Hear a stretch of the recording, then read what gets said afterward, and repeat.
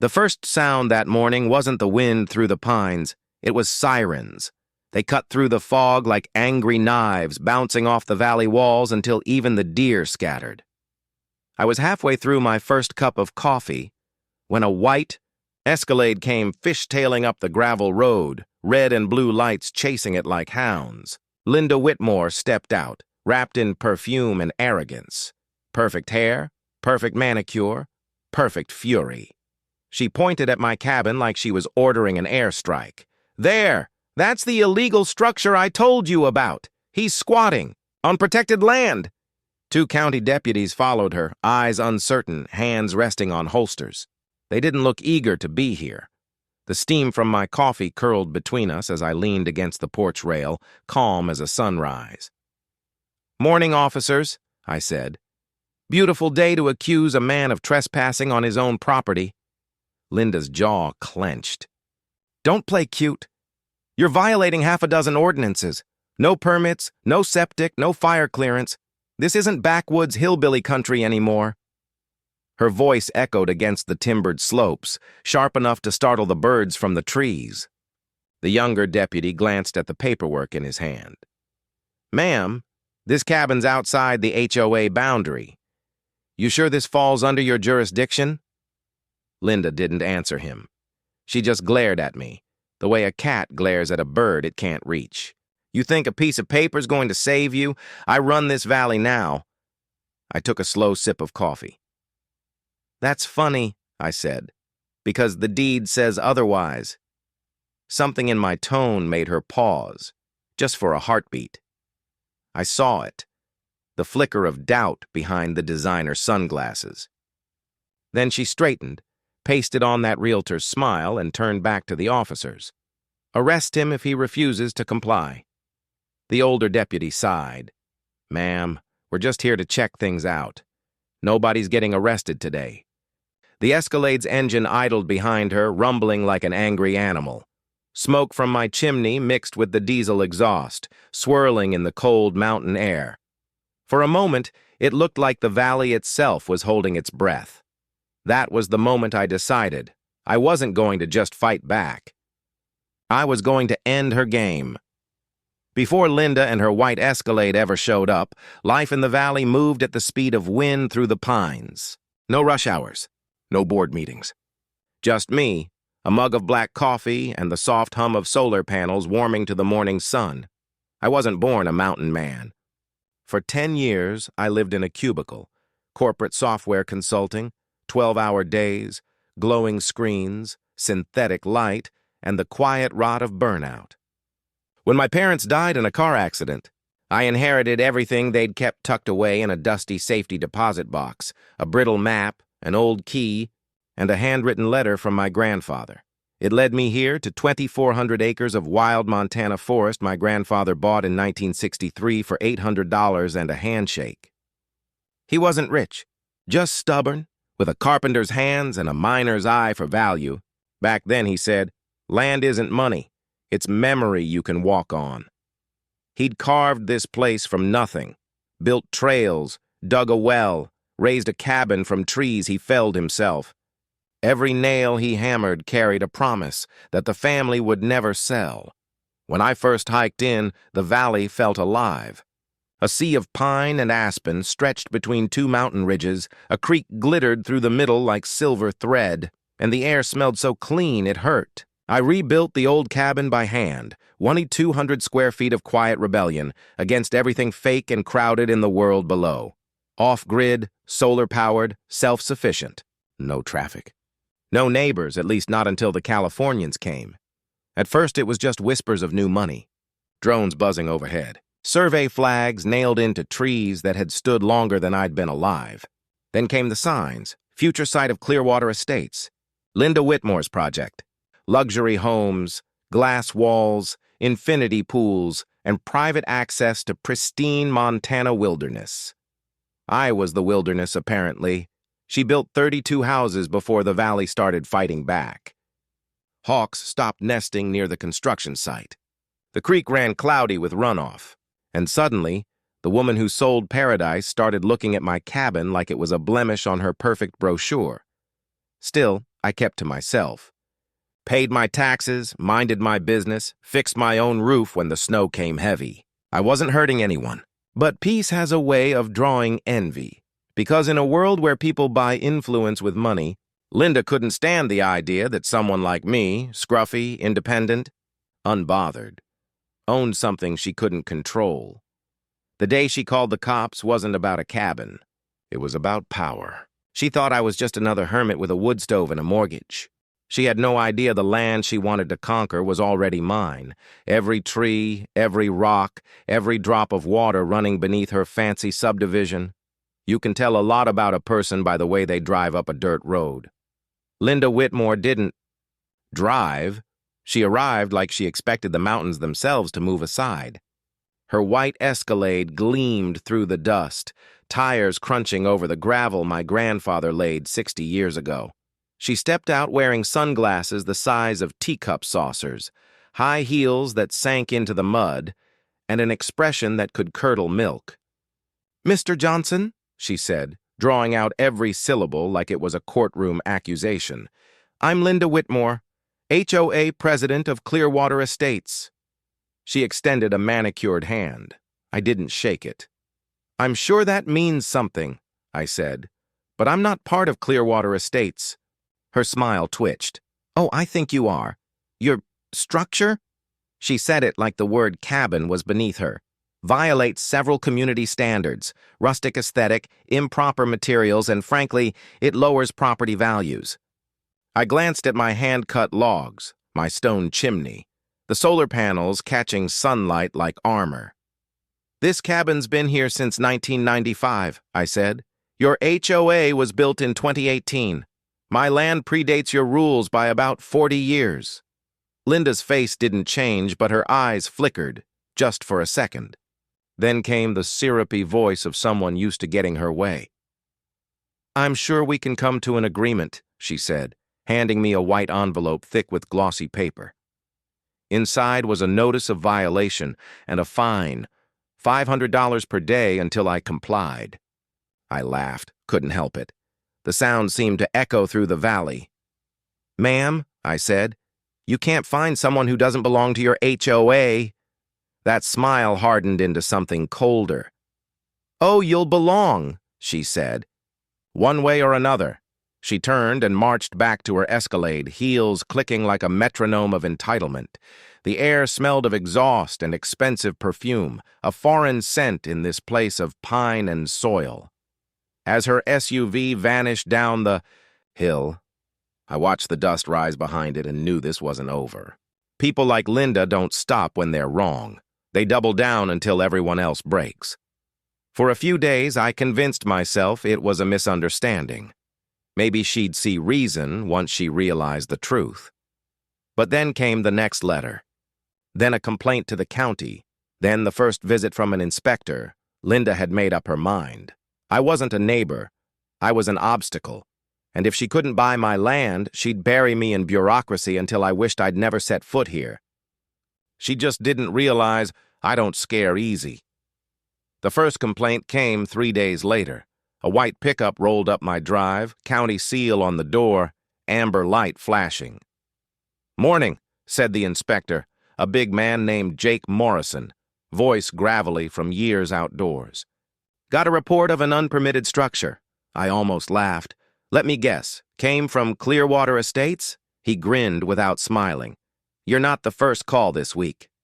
We walked through every inch of my cabin.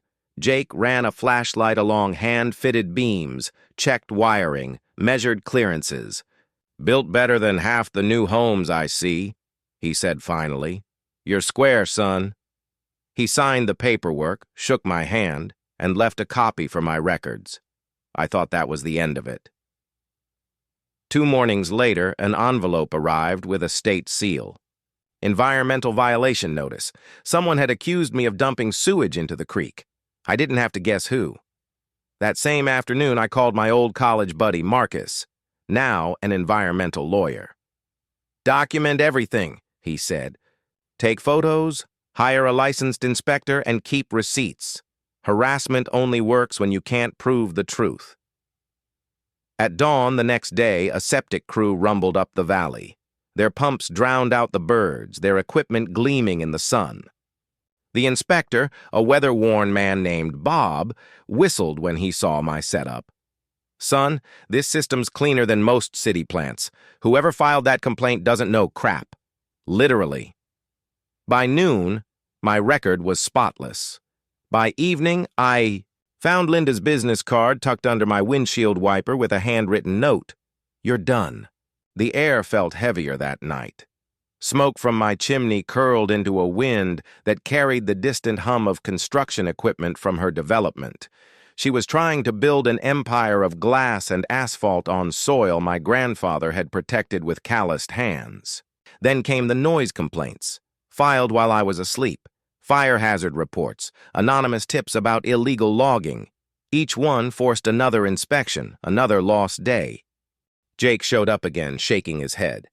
"She's relentless. You've made an enemy with money and free time." "Good thing I've got both patience and paperwork," I said. Maria, the diner owner in town, started slipping me free coffee refills when I came in for lunch. "You're the one Linda's after, huh?" she said. "She's been talking trash about you to everyone who'll listen. Be careful, she's meaner than she looks." Old Pete, my neighbor downriver, just spat in the dust. Whitmore tried to buy my land too, offered half what it's worth. When I said no, she reported me for illegal burning. "You're not the first target, son, but maybe you'll be the last." The valley had started whispering, and the whispers all had her name on them. Still, I tried to keep the peace. Worked on my porch, split firewood, minded my business. But the more I ignored her, the harder she pushed. Because people like Linda don't understand boundaries. They only understand resistance. Every letter she sent, every fake report she filed, every insult she spread through town. It all went into a thick folder on my desk. Someday soon, that folder was going to end her career. I just didn't know how close that someday really was. The call came before sunrise. A flat official voice on the line. "State Environmental Inspection. Ma'am filed a complaint about gray water discharge from your property. We'll need to sample your well." I almost laughed. "Come on up," I said. "Bring extra bottles. You'll want to keep some." By 7:30, the truck was bumping up my road, steel tanks clanking in the bed. The inspector, Bob again, stepped out with a clipboard and a smirk. "We meet again." He took his samples, tested the levels, nodded once. "Cleanest readings I've seen all month. Whatever you're doing, keep doing it." Then he lowered his voice. "Funny thing, though. We got another call this week. Pollution complaint on Clearwater Estates. Traced it right back to Mrs. Whitmore's new drainage field. That development's dumping half-treated runoff straight into the creek."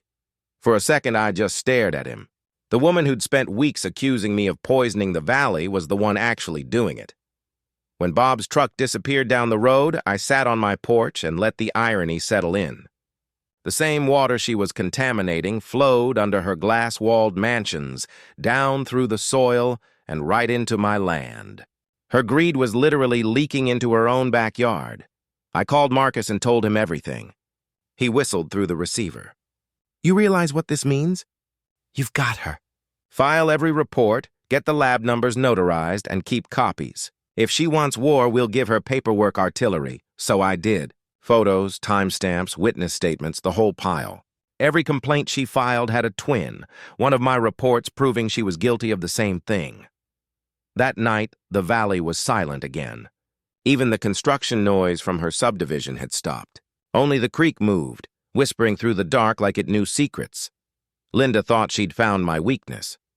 She didn't realize she'd just handed me my first weapon. And as I slipped her latest violation notice into the growing evidence folder, I couldn't help but smile. If the truth was water, she was about to drown in it. I wasn't planning to become a detective, but after weeks of Linda's lies, I wanted to understand exactly how deep her reach went. So one cold afternoon, I drove down to the county records office, a squat concrete building that smelled like dust and old coffee, and started digging. If you've never searched county archives, it's like panning for gold in mud. Decades of faded handwriting, typewriter ink, misfiled deeds, and stamps from offices that don't exist anymore. But after hours of squinting under fluorescent lights, I found something strange. A thin, leather-bound folder with my grandfather's name embossed in gold. Inside were deeds, mineral rights claims, and legal descriptions so old they mentioned territories instead of counties. My pulse quickened as I read line after line. Grandpa hadn't just bought the surface land back in 1963. He'd purchased everything beneath it. Water rights, timber rights, mineral rights, and according to one handwritten clause, inclusive of all tributaries, aquifers, and subsurface materials within Clearwater Valley. That meant every drop of water under Linda's development, every inch of rock her contractors had blasted through for those foundations, all of it technically belonged to me. I sat back in that creaky archive chair, paper trembling in my hands. For the first time since she'd called the cops on me, I laughed. Out loud. Grandpa hadn't just bought land. He'd bought insurance against exactly this kind of greed. Then I noticed something else. 3 mortgage records tied to properties Linda claimed to own free and clear. But the first lion holder listed wasn't her company. It was my grandfather's estate. Somehow, through sloppy paperwork and forgotten transfers, she had built her luxury paradise on top of debt she didn't even realize she owed me. I called the law firm that handled my family estate, and the senior partner's grandson answered. When I told him what I'd found, he went silent for a long moment. Then he said, "Your grandfather was ahead of his time. He structured this to protect the watershed forever. Miss Whitmore's development legally can't operate without your consent." When I hung up, I sat in my truck staring at the old papers. The ink had faded, but the words still carried power. And tucked inside the folder, folded neatly between yellowed pages, was a note written in my grandfather's careful hand. For my grandson, never let them turn this valley into another strip mall. That was the moment everything changed. Linda thought I was some stubborn hermit squatting in the woods. She had no idea she'd been trespassing on my empire the entire time. The hunter had just become the hunted the next morning. I spread everything out on my cabin table. Deeds, inspection reports, photos, legal letters, and realized I'd been playing defense far too long. Linda had her HOA board, her lawyers, her fake authority. I had the truth, and it was time to weaponize it. First call went to Marcus, my college buddy turned environmental lawyer. I sent him scanned copies of the deeds and mineral rights clauses. It took him 10 minutes to call back, voice practically buzzing. "Do you understand what you're holding?" he said. "Yeah," I replied. A loaded gun made of paper. Next came Maria, owner of the diner in town. The place smelled like coffee and cinnamon, the kind of scent that makes even bad news easier to swallow. "Maria," I said, sliding the documents across the counter, "how would you feel about hosting a little community meeting after hours?" She wiped her hands on her apron and smiled. "If it's about taking down that woman, coffee's on the house." By the end of the week, we had an alliance forming, 6 of us at first. Marcus for the legal side.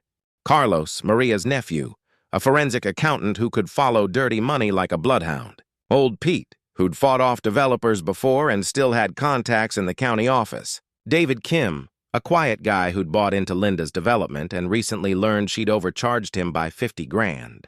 And me, the guy she thought was just a recluse with a wood stove. We called ourselves the Clearwater Six. Not official, but it felt right. Late nights at Maria's diner became our war room. Coffee cups, pie crumbs, and legal documents covered every inch of the table. Carlos traced payments from HOA accounts to Linda's personal credit cards. Marcus drafted a quiet title action, a legal maneuver that would force Linda to prove every claim she'd made about land ownership. "She can't," Marcus said, tapping the paper. "Her entire operation is built on assumptions and intimidation. Once she's in court, she's finished." Pete leaned back, stroking his beard. "Good," he said. "About time someone clipped that buzzard's wings." Every day, new evidence surfaced. Fake invoices, double mortgages, undeclared income. Linda wasn't just greedy. She was sloppy. Meanwhile, I turned my cabin into command central. Security cameras at every corner, motion sensors, audio recorders for every interaction. If Linda so much as breathed near my fence line, I'd have proof. She didn't know it yet, but every false report she filed was feeding the bonfire that would burn her down. And still, she kept pushing. I'd see her Escalade parked near my property line, headlights cutting through the dark. Sometimes she'd roll down her window just long enough to smile and wave, that same condescending grin that said I'm untouchable. But power built on fear has a short shelf life. The more she tried to intimidate me, the more the community started whispering. People who'd once nodded politely at her stopped returning calls. Contractors pulled out of projects. The county inspector, Jake, dropped by one morning just to say, "Whatever you're doing, keep going. You're not the only one she's burned." That's when I knew the tide had turned. This wasn't just my fight anymore. It was a reckoning. Linda thought she was facing one stubborn man. What she didn't realize was that she'd just declared war on an entire valley, and the next battlefield was already marked on the calendar, the annual HOA meeting. The Clearwater Estates Community Center had never seen a crowd like this. Rows of folding chairs packed shoulder to shoulder, air thick with perfume, aftershave, and suspicion. A news van idled outside. The local reporter said they were covering a zoning dispute. But anyone who'd lived here long enough knew tonight was about more than property lines. It was Judgment Day. Linda stood at the front of the room, flanked by her lawyer and a projector. Her voice echoed through the hall, bright and polished as ever. "Good evening, everyone," she began. "Tonight we'll be discussing Phase 2 of Clearwater Estates, an expansion that will bring jobs, prosperity, and progress to our community." The crowd murmured. I could see old Pete in the back row, arms crossed like a fortress. Maria sat near the middle, notebook in hand, steam from a paper cup of coffee rising in front of her face. Linda clicked her remote, and a glossy slide flashed on screen. Aerial maps, proposed lots, blue lines marking the creek. At the center of it all was my land. "This," she said, "is the area currently occupied by an unpermitted cabin. Once we clear that structure, we can begin grading immediately." That was my cue. I stood. "Point of order," I said, loud enough for the microphone to squeal. "Before you plan your bulldozers, maybe you should find out who actually owns that land." Linda froze. "You don't have standing here," she snapped. "This is an HOA meeting." "Actually," I said, pulling a folded document from my jacket pocket. "I do." Deputy Johnson, who'd responded to one of her bogus police calls months earlier, was standing near the door for security. "Ma'am," he said, "state law requires that all interested parties be heard." "Let him speak," the crowd murmured again. I walked to the projector, plugged in my laptop, and the screen lit up with a scan of my grandfather's 1963 deed. "Ladies and gentlemen," I said, voice steady, "Linda Whitmore has been harassing me for months, claiming my home is illegal. My land isn't mine, that I'm breaking her community rules." I scrolled to the next page. But what she didn't know is that she built her empire on my property. Gasps rippled through the room. I pointed to the clauses, highlighted in yellow. Mineral rights, water rights, and lien positions on 3 of her key properties. My grandfather's estate still holds first claim. Every drop of water under Clearwater Estates, every pipe, every inch of land belongs to me. Linda's lawyer leaned over, whispering frantically, but she waved him off, her voice cracking. "He's lying! This is a forgery!" Marcus stepped forward from the crowd, holding certified copies. "These are county-verified documents," he said, handing them to the deputy. "Feel free to verify the stamps yourself." Maria stood up next. "She's been stealing HOA funds for months," she said, holding up bank records Carlos had traced. "We have proof," Old Pete followed, voice booming. "Tried to buy me out for half price, threatened to sick the county on me when I said no." The noise built like a storm, people shouting, papers waving, cameras flashing. Linda's composure cracked, her perfect realtor's smile twisting into something raw. Then the final blow came. A man in a gray suit stood near the back, clearing his throat. "Miss Whitmore," he said, holding up a folder. "Robert Chen, First National Bank. I'm here representing your lender." Linda blinked, confused. "Your construction loan is in default," he continued. "And as of this afternoon, due to the ownership complications Mr. Johnson has presented, we are calling it due immediately." Silence. The kind that hums in your ears. Linda's face drained of color. You can't do that. This is fraud! Fraud? I echoed. Funny word, coming from someone who forged inspection reports and filed false environmental claims. Her voice rose to a shriek. You'll all regret this. I built this valley. No, I said quietly. You tried to buy it. There's a difference. Deputy Johnson stepped forward, hand resting on his notebook. Ma'am, you might want to stop talking. You're admitting things on camera you probably shouldn't. The crowd erupted. Half disbelief, half vindication. Cameras clicked. The news reporter whispered into her mic. Linda stumbled backward, her lawyer whispering urgently, but it was too late. The story was already out. I looked across the room at Maria, Pete, and Marcus. We didn't cheer. We didn't gloat. We just exchanged small, quiet smiles. For months, Linda had tried to bury me under lies and paperwork. Tonight, I buried her with the truth. The news spread through the valley faster than wildfire on a dry wind. By sunrise, everyone knew. The queen of Clearwater Estates had fallen. That morning, I stood on my porch, mug in hand, watching the fog lift from the treetops. For the first time in months, it was quiet. Not the uneasy silence of waiting for the next attack, but real quiet. The kind that hums with peace. Within a week, the county sheriff's office confirmed what we already knew. Linda had forged documents, siphoned HOA funds, and falsified inspections. She was arrested outside her office, the same Escalade that used to roar up my driveway, now surrounded by squad cars.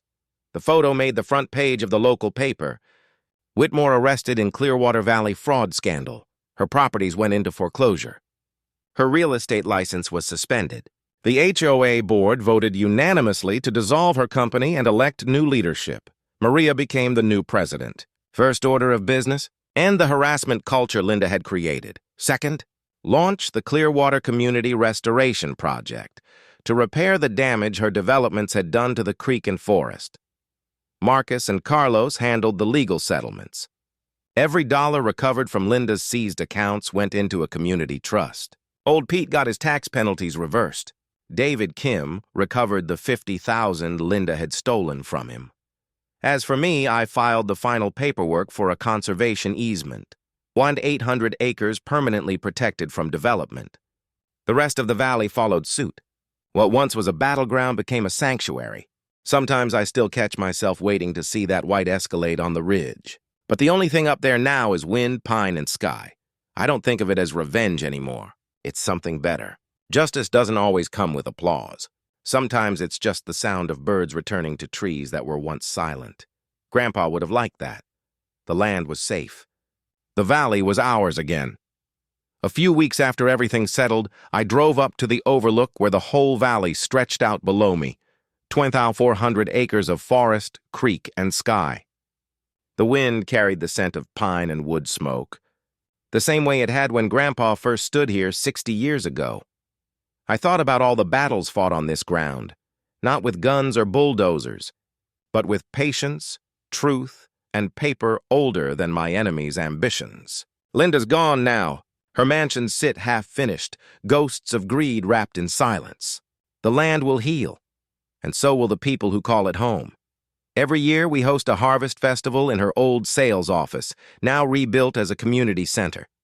Kids run through the meadow she once tried to pave, laughing like the valley itself is breathing again. People ask me what I learned from all this. It's simple. Never underestimate what your family left behind, or the power of knowing exactly what you own. But here's the thing. Linda wasn't the last one who tried. Next week, I'll tell you how another developer nearly stole an entire mountain range and what we did to stop them.